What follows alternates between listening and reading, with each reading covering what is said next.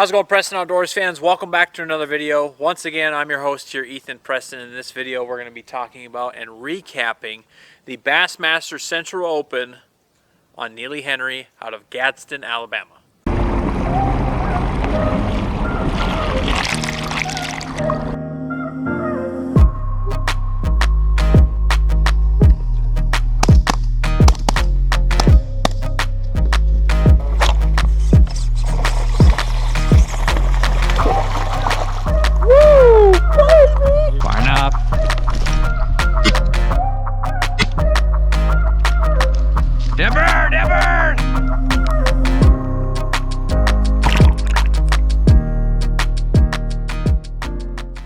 As you can tell, it's not soon after the tournament either. We're finally getting a chance to sit down and edit these videos, get them out. If you guys haven't already, day 1 and day 2 are already up on the Preston Outdoors YouTube channel. There'll be cards and links in the description, and at the end of the video, go ahead and check those out.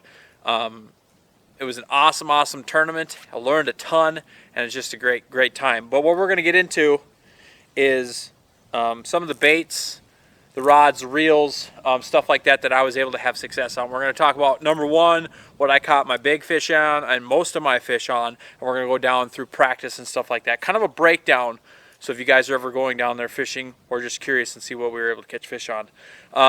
Right away, big fish of the tournament, first fish of the tournament for me actually on day number 1, came on a trap.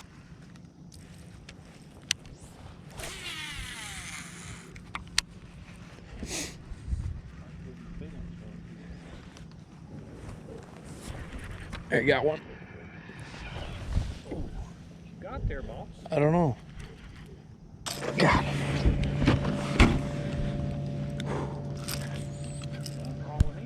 Good fish. This is actually a Strike King red eye shad.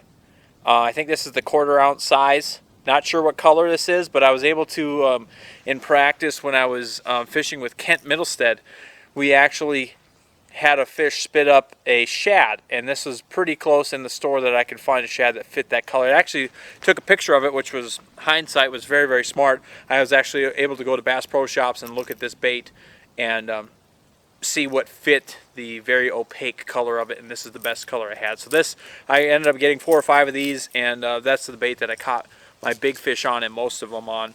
We're going to go over that setup that I threw it on. It's going to be an unconventional setup for throwing a small trap, and I'll get into that in a minute.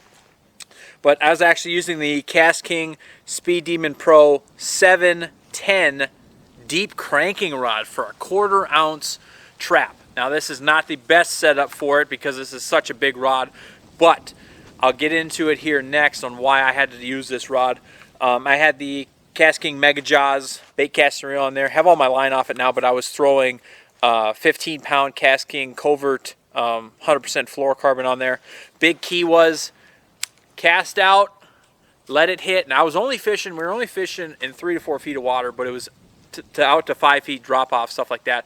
Slow transition, because we were up in the river, as you can see in the videos, and there was water willow, I think is what they called it. Fish were sitting in there or just off of that. Click that over, and as fast as I could, I was reeling it in. I can't remember, what is this, 6-3 to 1, 5-4 to 1? This is a 5-4 to 1 gear ratio reel. It's super slow. I use this for my bigger crankbaits, get them down, stuff like that, but this is all I had, and you're only allowed 6 rods as a co-angler. So again, we'll get into that here in a minute. Cast it out, let it hit the bottom, and I was cranking as fast as I can, trying to get that bait in, just burning it per se to get it in. Before we go any further, I need to do a big shout out to Kent Middlestead and Andy Rybar, 2 guys that I was able to practice with, talk with. They're both from Minnesota. Talked to those guys. Andy was actually the last day or second to last day of practice, said something he was catching them on a trap. Kent actually went out the last day of practice on Wednesday. I didn't go with him. He said he was able to catch some fish on a trap. Actually said, hey, if you don't have a trap, you maybe should try one. So I went and bought this bait, if I can get it out of my pocket.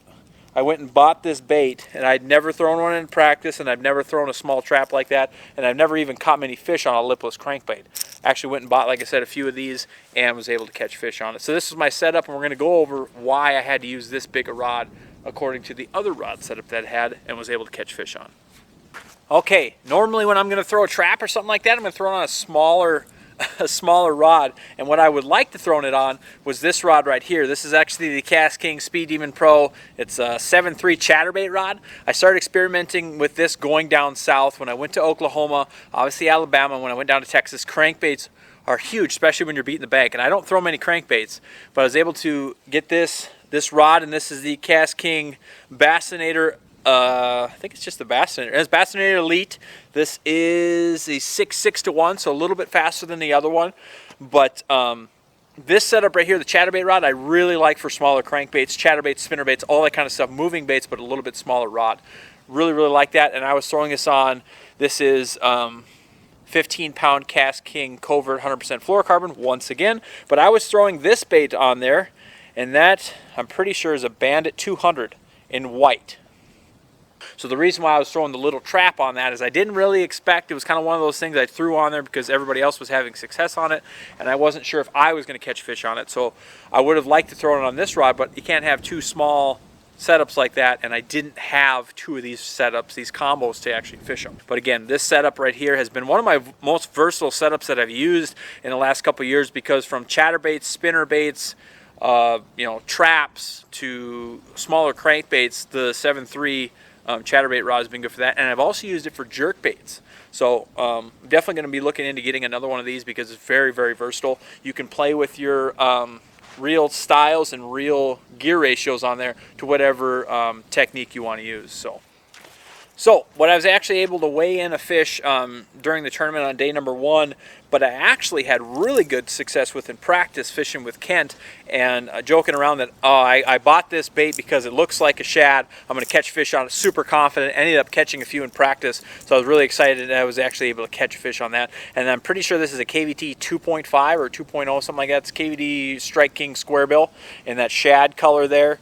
And looked like a shad, and I said, "Oh, this is gonna work." Ended up catching fish on it in the tournament. Yeah, hold on.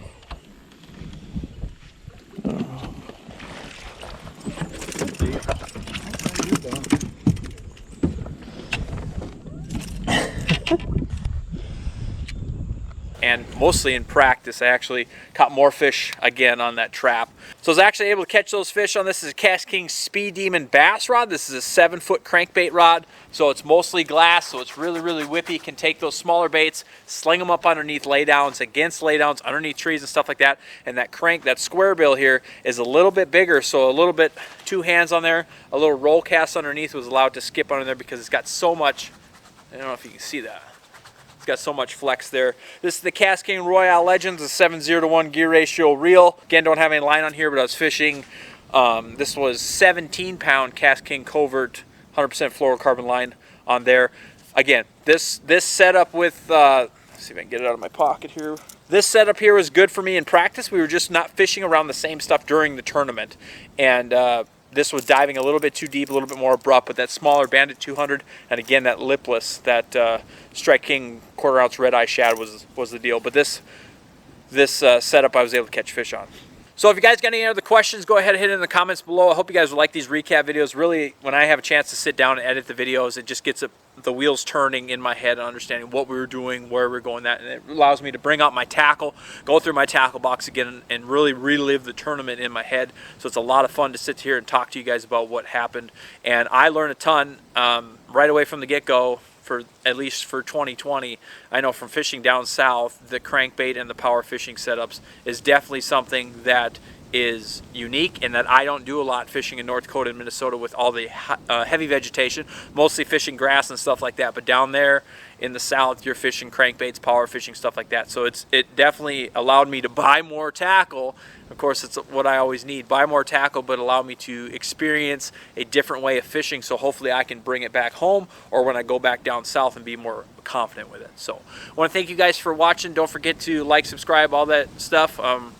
Kicking off 2021 here on a good note, getting a recap video done, but I hope you guys enjoyed the video. Thanks for watching. Tune in next time to Preston Outdoors.